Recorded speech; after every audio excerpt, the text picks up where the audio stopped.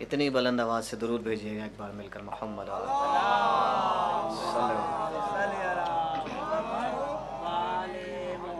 औज़ु बिल्लाहिस समीइल अलीम मिनश शैतानिर रजीम बिस्मिल्लाहिर रहमानिर रहीम अलहम्दु लिअहलिही वस्सलातु वस्सलामु अला अहलिहा वलअनल्लाहु अला अअदाइहिम अजमईन अम्मा बाद। एक जुमले से मैं आपकी खिदमत अक़दस में इब्तिदा कर रहा हूँ और आप सबको मुतवज्जे करते हुए ज़्यादा वक्त आपका लूँगा नहीं, और सर्दी आज वैसे है नहीं, लेकिन अगर आपको लग भी रही है तो जो मुख्तसर वक्त में मैं आपसे गुफ्तगू करूँगा वो यकीनन आपके सुरूर और कल्ब में गर्माहट ज़रूर पैदा कर देगी। लेकिन उसके लिए शर्त ये है कि हज़रत मरहूम अल्लामा तालिब जौहरी अलैहिर्रहमा एक जुमला कहा करते थे, और वो जुमला ये इरशाद फरमाया करते थे। गुमैल साहब आपकी नज़र है ये जुमला, वो कहते थे कि दुनिया का हर इंसान अपनी सांसों से चलता है, फ़कत एक ख़तीब है जो दो चीज़ों से चलता है, एक अपनी सांसों से, एक सामईन की आवाज़ों से।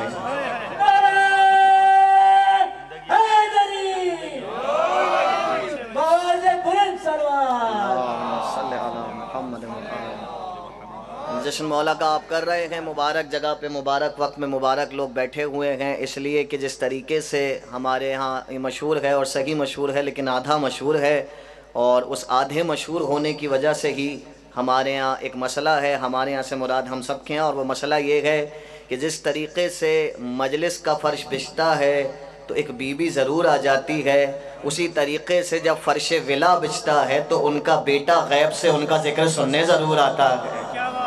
ये फ़कत मजलिस अज़ा तक क़ैद नहीं है, ये मजलिस विला तक भी क़ैद है और ये महफ़िल विला भी है। तो बहरहाल एक ही जुमला पहले आपकी खिदमत अक़दस में पेश करता हूँ, फिर मैं देखता हूँ कि मैंने आपसे कितनी देर गुफ्तगू करनी है और क्या करनी है। वो जुमला ये है, कोई ख़ास नहीं है, बात सीधी सी है, लेकिन अगर पहुँचे तो बताइएगा। वो बात ये है कि आपको शम्से विलायत की तुलू की खबर खाने अक़दस इलाहिया से मुबारक हो। बस तो अब मैं आपसे इब्तिदा करता हूँ, और इसी पे मैंने फ़ैसला किया कि मैंने पढ़ना क्या है। अरबी एक ज़बान है और इतनी प्यारी ज़बान है अरबी के हुज़ूर जानते हैं कि दुनिया में कई ज़बानें थीं, उन ज़बानों में जिन तमाम ज़बानों को जानने वाला भी परवरदिगार है, बनाने वाला भी परवरदिगार है, उन तमाम ज़बानों में उसने अगर अपने लिए किसी ज़बान को मुंतखब किया तो उस ज़बान को अरबी कहा जाता है। इसका सबब क्या है? इसका सबब ये है कि अरबी वो फसीहो बलीग ज़बान है। मेरी थोड़ी सी मजबूरी है, और वो मजबूरी ये है कि मैं तालिब इल्माना बात करूँगा, आपके सामने आए बाएँ शाये नहीं करूँगा, तो ज़रा सी तवज्जो रखिएगा और पहुँचे तो बताइएगा। उस अरबी की खुसूसियतों में खुसूसियत ये है कि परवरदिगार ने जब ये ज़बान मुंतखब की और उनके बंदों से पूछा गया कि अल्लाह ने ये ज़बान मुंतखब क्यों की है, लुत्फ़ लीजिएगा। कहने लगे बहुत से असबाब हैं ये ज़बान मुंतखब करने के, लेकिन एक सबब ये है कि इसमें एक लफ्ज़ के कई माना होते हैं, यानी एक लफ्ज़ के कई माना होने का मतलब ये है कि एक शख्सियत की कई तरीके से मनक़बत पढ़ी जा सकती है।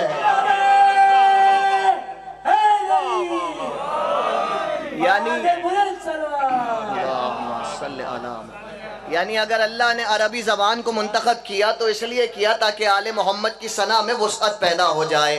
अब अरबी में एक लफ्ज़ है उर्दू में जिसे आप कहते हैं शहर, इंग्लिश में आप कहते हैं सिटी, अरबी में इसके लिए 4 लफ्ज़ हैं। पहला लफ्ज़ अरबी में इसके लिए है क़रिया, दूसरा लफ्ज़ इसके लिए अरबी में है बलद, और तीसरा लफ्ज़ इसके लिए अरबी में है मिस्र। चौथा अभी नहीं बतलाऊँगा, पहले ये खोल दूँ। क़रिया किसे कहते हैं? क़रिया उसे कहते हैं जो इतना छोटा सा शहर हो जिसे आप उर्दू में गांव कहकर पुकारते हैं, उसे अरबी में क़रिया कहा जाता है, हालांकि वो भी शहर ही है। बलद उस शहर को कहते हैं जो क़रिये से थोड़ा सा बड़ा हो, लेकिन एक हद तक बड़ा हो, ज़्यादा बड़ा ना हो। मिस्र उस शहर को कहते हैं जो क़रिये से तो बहुत ही बड़ा हो, बलद से भी बड़ा हो, और इतना बड़ा हो कि उसमें रहने वाले अफराद की तमाम सहूलियात उस शहर में मौजूद हों। انہیں کہیں باہر سے اسے لینے جانا نہ پڑے. بلد والوں کو باہر لینے جانا پڑتا ہے, قریے والوں کے پاس تو کچھ ہوتا ہی نہیں, بیچارے غریب گاؤں میں رہتے ہیں. مصر والے وہ ہوتے ہیں کہ جن کے پاس اتنی سہولتیں اور ضروریات موجود ہیں کہ انہیں کہیں باہر نہیں جانا پڑتا. لطف لیجئے گا, خدا کی قسم بچپن سے آپ ایک چیز سن رہے ہوں گے لیکن شاید ایسے نہ سنی ہوگی. عربی میں شہر کو کہتے ہیں قریہ, جو اتنا چھوٹا شہر ہوتا ہے جسے شہر بھی نہیں کہا جاتا, گاؤں کہا جاتا ہے. دوسرا ہوتا ہے بلد, جو قریے سے تو بڑا ہوتا ہے لیکن مصر سے چھوٹا ہوتا ہے. تیسرا ہوتا ہے شہر مصر, کہ جس کے پاس اپنی ضرورتیں تو ہوتی ہیں مگر وہ کسی اور کی ضرورت پوری نہیں کر سکتا. اور چوتھا وہ شہر ہے کہ جو اپنی ضرورتیں بھی پوری کر سکتا ہے, اور اگر کوئی بھکاری بن کے آ جائے تو اس کی ضرورتیں بھی پوری کرتا ہے. سلامت رہیں آپ, اس شہر کو عربی میں کہا جاتا ہے مدینہ. آپ نے ابھی داد دے دی لیکن میرا جملہ مکمل ہونے دیجئے گا. مدینے کو مدینہ نہیں کہتے تھے, مدینہ شہر کو کہتے ہیں. اس کا نام تھا پہلے یثرب. جب پیغمبر آئے تو اسے مدینہ تو نبی کہا جانے لگا, یعنی شہر نبی. بعد میں وہ کثرت استعمال سے نبی ہٹ گیا, خالی مدینہ رہ گیا. تو عربی میں ایک وہ شہر ہے جو شہر کہلانے کے بھی قابل نہیں ہے, گاؤں جتنا ہے, جسے کہتے ہیں قریہ. یاد رکھیے گا, ایک وہ شہر ہے جو قریے سے بڑا ہے جسے کہتے ہیں بلد. ایک وہ شہر ہے جو بلد سے بڑا ہے جس کے رہنے والوں کے پاس اتنی سہولتیں ہیں کہ انہیں مانگنے کے لیے کہیں جانا نہیں پڑتا, وہ ہے مصر. اور ایک شہر ہے مدینہ جو اپنی ضرورتیں بھی پوری رکھتا ہے اور اتنی ضرورتیں رکھتا ہے جو سب کو دے سکتا ہے. اب سمجھ میں آیا, داد دیجئے گا مجھے نہیں, کہنے والے کو, کہ کہنے والے نے یہ نہیں کہا انا قریۃ العلم, انا قریۃ العلم نہیں کہا, انا بلد العلم نہیں کہا, انا مصر العلم نہیں کہا, بلکہ کہنے والے نے منبر نبی پہ یہ آ کر کہا انا مدینۃ العلم وعلی بابھا. یعنی اتنا علم رکھتے ہیں, اگر خود میں دیکھو تو بھی مکمل ہے, کوئی بھکاری بن کے آئے اسے بھی عطا کر دیں گے.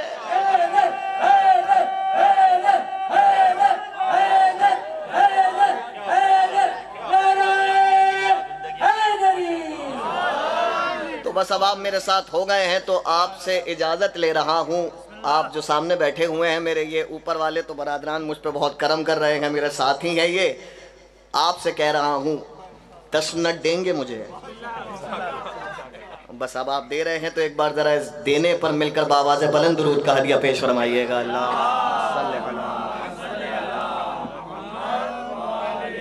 منقبتیں آپ سن رہے ہیں, اتنی دیر سے منقبتیں حضور یہاں پہ ہو رہی ہیں. اور شاعری ہے, شاعری میں بہت کچھ چلتا ہے. شاعری میں کچھ ایسا بھی ہو جاتا ہے جو حقیقت سے کوئی تعلق نہیں رکھتا, لیکن وہ شاعری میری طرف دیکھیے گا, وہ شاعری جو حقیقت سے تعلق نہیں رکھتی وہ ہو جاتی ہے ان کے لیے جو خود حقیقت سے کوئی تعلق نہیں رکھتے ہیں. مگر آل محمد کی شان میں جو شاعری ہوتی ہے اس کے لیے حضرت مولا امام جعفر صادق علیہ السلام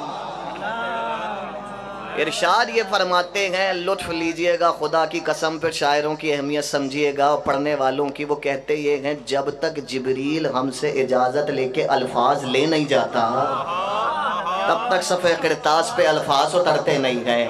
لیکن اس کی دلیل میں کوئی دلیل ہے, یہ تو حدیث ہو گئی. تو اس کی دلیل میں میں نے سوچا کہ یہ اختتامی مراحل سے نزدیک ہوتے ہوئے ابھی حضور قبلہ علامہ عباس علی ہادی آپ کی خدمت میں حاضر ہوں گے, میں ان کی تمہید میں بناتے ہوئے میں نے سوچا کہ اس بات کی دلیل میں کہ وہ جو شاعری ہے وہ آفلاقی ہے, آسمانی ہے, اسی شاعری میں جو بیان ہوا ہے اسے قرآن کی زبان آپ کے ہدیہ کر دوں.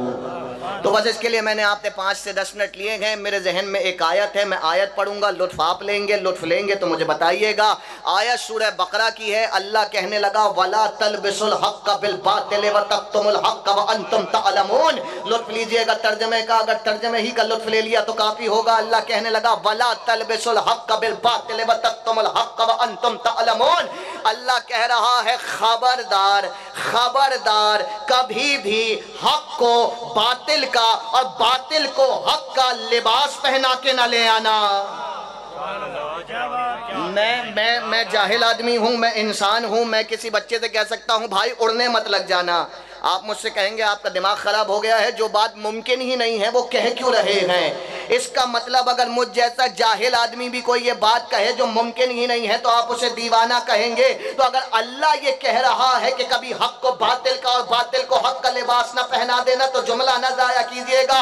اس کا مطلب چشم مشیت یہ دیکھ رہی تھی کہ کبھی ایسا ہونے والا ہے، جبھی تو کہہ رہے ہیں کہ کبھی حق کو باطل کا اور باطل کو حق کا لباس نہ پہنانا۔ طالب علمانہ گفتگو ہے، بڑی کمال کی بات ہے، بہت لطف لیں گے آپ، میں جب آپ کو نتیجہ دوں گا بس میرے ساتھ رہیے گا۔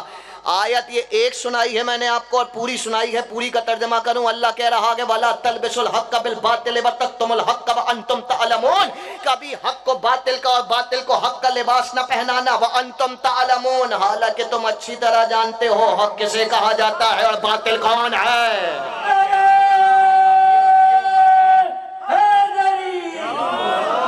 قرآن سے بہتر، سلامت رہے آپ، آباد رہے، بس اب جشن شروع ہو چکا ہے۔ قرآن سے بہتر خطیب کوئی بھی نہیں ہے، اللہ سے بہتر اور خطابت کی اس سے بڑی کتاب کوئی نہیں ہے۔ تو اللہ کہہ رہا کہ وَلَا تَلْبِسُوا الْحَقَّ بِالْبَاطِلِ، بس میرے ساتھ رہیے گا، ذرا سا ادھر ادھر ہوئے تو بات خراب ہو جائے گی، مجھے دیکھتے رہیے گا۔ وَلَا تَلْبِسُوا الْحَقَّ بِالْبَاطِلِ، اتنی بری شکل بھی نہیں ہے میری، مجھے ہی دیکھتے رہیے گا۔ وَلَا تَلْبِسُوا الْحَقَّ بِالْبَاطِلِ وَتَكْتُمُوا الْحَقَّ وَأَنْتُمْ تَعْلَمُونَ، خبردار حق کو باطل کا اور باطل کو حق کا لبادہ نہ اڑانا، حالانکہ تم اچھی طرح جانتے ہو کہ حق کسے کہا جاتا ہے اور باطل کون ہے۔ یہ جو بلند آواز سے میں بات کر رہا تھا آپ کو ساتھ لینے کے لیے کر رہا تھا۔ دوسری آیت سنیے، سورہ آل عمران میں اللہ آواز دے کر کہنے لگا، پوری آیتیں مجھے یاد ہیں، پڑھوں گا نہیں، صرف ٹکڑے پڑھوں گا جو یہاں ہمارے کام کے ہیں۔ سبب یہ ہے تاکہ جب آپ سے آپ کا مولا کوئی پوچھے تو آپ اپنے خیال کا بنایا ہوا پیش نہ کریں بلکہ قرآن کا دکھایا ہوا پیش کریں، اس لیے کہ ہم نے انہیں نہیں مانا جو خرافات کے میدان میں بنے ہیں، ہم نے انہیں مانا ہے جو اللہ کے قرآن سے ملے ہیں۔ میں فقط ٹکڑے پڑھوں گا، یاد رکھتے رہیے گا جہاں تک میرے دوستوں کو یاد رہ جائے، بزرگوں سے دعا لیتے ہوئے دوستوں کی نظر کر رہا ہوں۔ وَلَا تَلْبِسُوا الْحَقَّ بِالْبَاطِلِ وَتَكْتُمُوا الْحَقَّ وَأَنْتُمْ تَعْلَمُونَ، ایک آیت۔ سورہ آل عمران میں اللہ کہنے لگا اِنَّا أَرْسَلْنَاكَ بِالْحَقِّ بَشِيرًا وَنَذِيرًا، اے حبیب ہم نے آپ کو بشیر و نذیر بنایا ہے مگر حق کے ساتھ۔ دو آیتیں ہو گئیں حق کی، ایک میں کہا حق کو باطل کا اور باطل کو حق کا لبادہ نہ پہنانا، ناصر صاحب نیچے نہیں دیکھیے گا۔ دوسری آیت میں اللہ کہہ رہا ہے، ساتھ لے رہا ہوں آپ کو، دوسری آیت میں اللہ کہہ رہا ہے کہ ہم نے اپنے حبیب کو حق بنایا ہے۔ اسی سورہ آل عمران میں اللہ آگے جا کے آواز دینے لگا نزل علیک الکتاب بالحق، ہم نے حبیب آپ پہ جو یہ کتاب اتاری ہے نا، کتاب نہیں ہے حق ہے۔ تین حق ہو گئے، پہلا تم جانتے ہو حق کیا ہے، اسے باطل کا لبادہ نہ پہناؤ، دوسرا میرا حبیب حق ہے، تیسرا قرآن حق ہے، قرآن ہی پڑھ رہا ہوں، چوتھا اسی سورہ آل عمران میں اللہ کہنے لگا اِنَّا هَذَا لَهُوَ الْقَصَصُ الْحَقِّ، یہ جو قرآن میں ہم نے قصے بیان کیے ہیں یہ کہانیاں نہیں ہیں، یہ حق ہے۔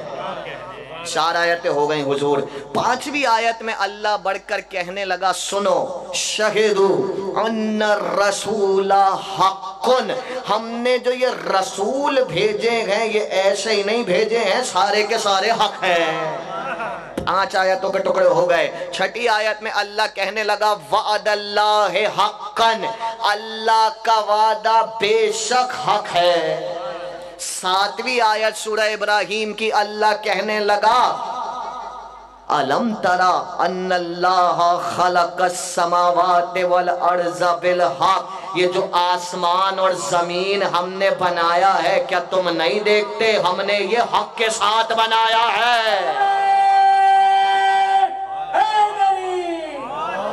میں آرام سے آیتیں پڑھ رہا ہوں اور آپ مسکراتے ہوئے سن رہے ہیں، خدا آپ کے تبسم کو سلامت رکھے، امام زمانہ آپ کو کسی کا محتاج نہ کریں آج کے جشن کے صدقے میں۔ اللہ کہہ رہا کہ ہم نے آسمان و زمین میں جو کچھ بنایا وہ حق کے ساتھ بنایا۔ سورہ توبہ میں اللہ کہنے لگا، مشہور آیت ہے، هو الذی ارسل رسولہ بالہدی ودین الحق، اللہ وہ ہے جس نے رسول کو ہدایت کے ساتھ بھیجا اور دین حق کے ساتھ نازل فرمایا ہے۔ اللہ کہہ رہا ہے رسول حق، کتاب حق، آسمان و زمین میں جو کچھ ہے وہ حق، قرآن میں جو قصے ہیں وہ حق، یہ جو اللہ نے دین بھیجا ہے وہ حق۔ اور سب سے پیاری آیت جو مجھے لگتی ہے وہ میں آپ کی خدمت میں پیش کر رہا ہوں، لطف لیجئے گا۔ سورہ یونس میں اللہ کہنے لگا، حضور لطف لیجئے گا، سورہ یونس میں اللہ آواز دے کر کہہ رہا ہے ان الظن لا یغنی من الحق شیئا، بے شک اللہ کہہ رہا ہے بے شک و بے شک حق کے سامنے باطل گمان کی کوئی اوقات نہیں ہے۔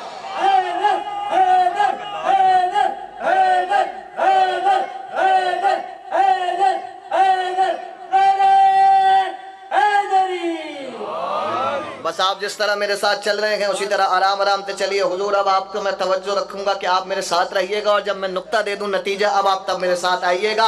اللہ کہنے لگا پہلی آیت میں دوبارہ سنیے، وَلَا تَلْبِسُوا الْحَقَّ بِالْبَاطِلِ وَتَكْتُمُوا الْحَقَّ وَأَنْتُمْ تَعْلَمُونَ۔ دوسری آیت میں کہا إِنَّا أَرْسَلْنَاكَ بِالْحَقِّ بَشِيرًا وَنَذِيرًا۔ تیسری آیت میں کہا نَزَّلْنَا عَلَيْكَ الْكِتَابَ بِالْحَقِّ۔ چوتھی آیت میں کہا أَنَّ الرَّسُولَ حَقٌّ۔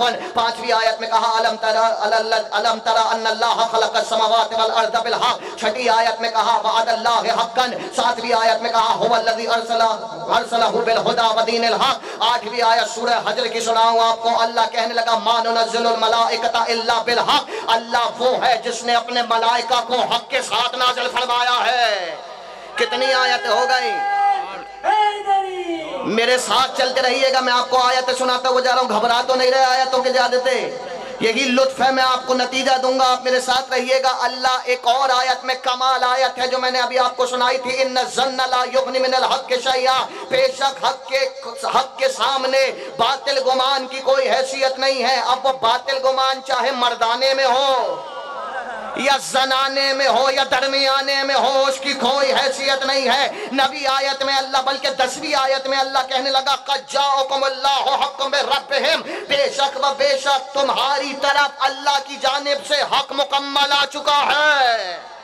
یہ جو حق ہے وہ مکمل، حضور رکیے گا، وہ جو حق ہے وہ مکمل آ چکا ہے۔ 11ویں آیت سنیے، سورہ کا نام ہے محمد، سورہ کا نام ہے محمد، اور اللہ مومنین کی نشانیاں بتا رہا ہے، اللہ کرے میں پہنچا سکوں۔ سورہ کا نام ہے محمد اور اللہ مومنین کی نشانیاں بتاتے ہوئے کہہ رہا ہے ان الذین آمنوا اتبعوا الحق من ربہم، مومن ہے ہی وہ جو اللہ کی طرف سے آنے والے حق کی پیروی کرتا ہوا چلتا ہے۔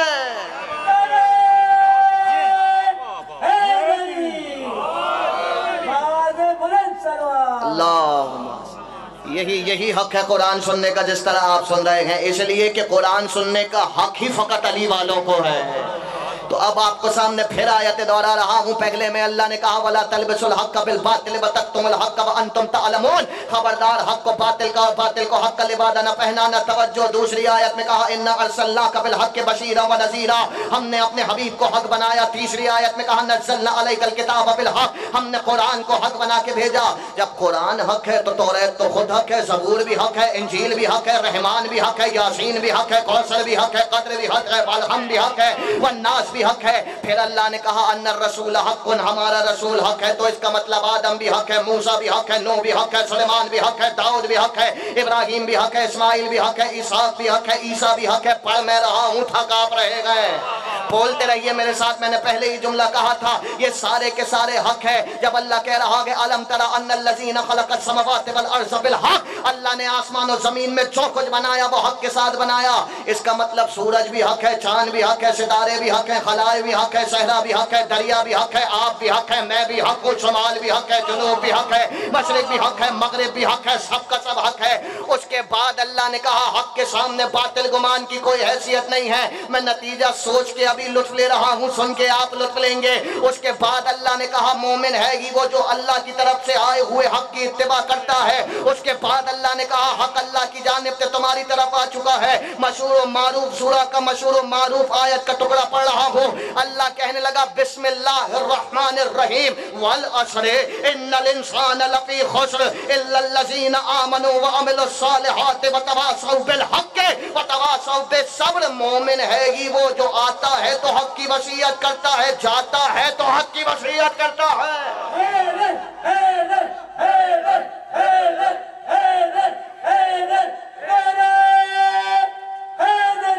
अभी तक ये जितने नारे लगे और क़िबला ने हुजूर ने हक हैदर हैदर कहा, वो अपनी मर्जी से कहा। अब मैं नतीजा दे रहा हूँ, अब आप मौला की मर्जी से कहिएगा। तो 12 आयतें पढ़ दूँ, वला तलबिसुल हक़्क़ बिल बातिल व तक्तुमुल, बार बार पढ़ रहा हूँ ताकि सीने में उतरे तो नतीजे का लुत्फ़ ले सके। वला तलबिसुल हक़्क़ बिल बातिल व तक्तुमुल हक़्क़ व अंतुम तअलमून इन्ना अर्सलनाका बिल हक़्क़ि बशीरन व नज़ीरा नज़्ज़ल अलैकल किताब बिल हक़्क़ अन्ना रसूल हक़्क़ुन अलम तरा अन्ना अल्लाह ख़लक़स समावाति वल अर्ज़ बिल हक़्क़ वअदल्लाहि हक़्क़न हुवल्लज़ी अरसल रसूलहु बिल हुदा व दीनिल हक़्क़ इन्ना ज़न्न ला युग़नी मिनल हक़्क़ि शैअन क़द जाअकुमुल्लाहु हक़्क़ुम मिन रब्बिहिम अन्नल्लज़ीना आमनु इत्तबिउल हक़्क़ मिन रब्बिहिम वल अस्र इन्नल इंसान लफ़ी खुस्र इल्लल्लज़ीना आमनु व अमिलुस सालिहात व तवासौ बिल हक़्क़। इतना हक़ हक़ हक़ हक़ हक़ आ रहा था, किसी के समझ में न आया कि ये हक़ कहाँ किसे जाता है। तो एक बार चश्मे मुनव्वरे मोहम्मद अरबी उठी, एक खूबसूरत जवान जाता हुआ नजर आया तो इशारा करते हुए कहा अल हक़्क़ मअ अलीयन व अलीय्य मअल हक़्क़। परवरदिगार हक़ को उधर उधर मोड़ दे जिधर जिधर मेरा भाई जा रहा है।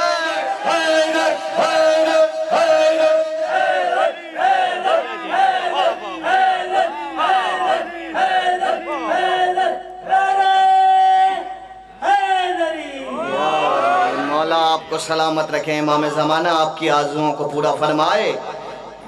इसीलिए ख़त्म हो गई बात, ज़्यादा ज़हमत नहीं, तकरीर तमाम कर रहा हूँ। इसीलिए जब आने वाला आया है और इस शान से आया है कि माँ लिए खड़ी है, 3 दिन गुजर चुके हैं, आंखें नहीं खोल रहा, इसलिए कि अली की निगाहों को मोहम्मद के सिवा कोई भाता ही नहीं है। नहीं खोल रहा आंखें, पैगंबर आए, माँ परेशान खड़ी है। मंजर आपके सामने है, एक जुमला कहना है आपको, वो भी कुरान से। आखिरी जुमला है, कह दूं? पीछे वाले नाराज में शायद कह दूं। मौला आपको सलामत रखे, याद रखिएगा इन जुमलों को। वो जुमला ये है कि आप सब जानते हैं, जब आया और रसूल आए और माँ ने गोद में देखकर कहा आंखें नहीं खोल रहा, तो कैसे खोलता? ऐनुल्लाह जो था। एक गलत फहमी का भी इजाला भी कर दूं, क्योंकि सर पे अमामा है तो ज़रूरी समझता हूँ। अली की आंखें ऐनुल्लाह नहीं है। परेशान हो गया, कसम खुदा की अली की आंखें ऐनुल्लाह नहीं है। न अली के हाथ यदुल्लाह है, न अली का चेहरा वजहुल्लाह है, न अली की ज़ुबान लिसानुल्लाह है। अली की आंखें ऐनुल्लाह नहीं है, अली पूरे ऐनुल्लाह है। अली के हाथ यदुल्लाह नहीं है, अली मुकम्मल यदुल्लाह है। अली की ज़ुबान लिसानुल्लाह नहीं है, अली मुकम्मल लिसानुल्लाह है। लिसान से बोला जाता है, अली के इशारे भी अल्लाह की ज़बान है।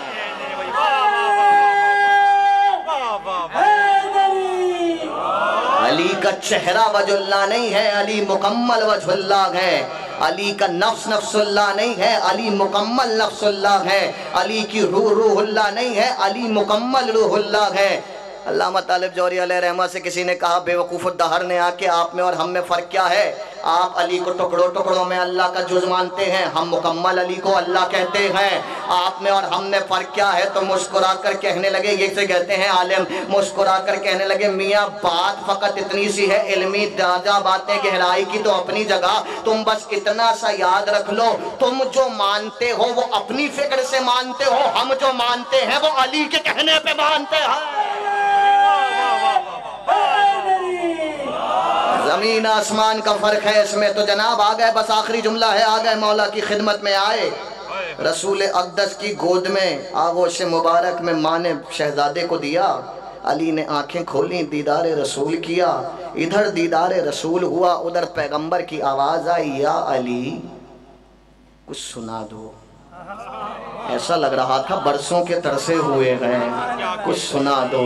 اب علی ہیں، کچھ بھی سنا دیتے، اول تو کچھ بھی سنا دیتے، وہی بہت سے لوگوں کے لیے بہت سزا کچھ ہو جاتا، لیکن علی نے نہ توریت سنائی، نہ انجیل سنائی، نہ زبور سنائی۔ جو پتہ ہے آپ کو اس میں آپ کا وقت نہیں لوں گا، ایک جملہ کہنا ہے بس اور آپ سے اجازت۔ نہ توریت سنائی، نہ انجیل سنائی، نہ زبور سنائی۔ قرآن سنایا یا آپ کو مجھ سے بہتر پتہ ہے؟ قرآن سنایا۔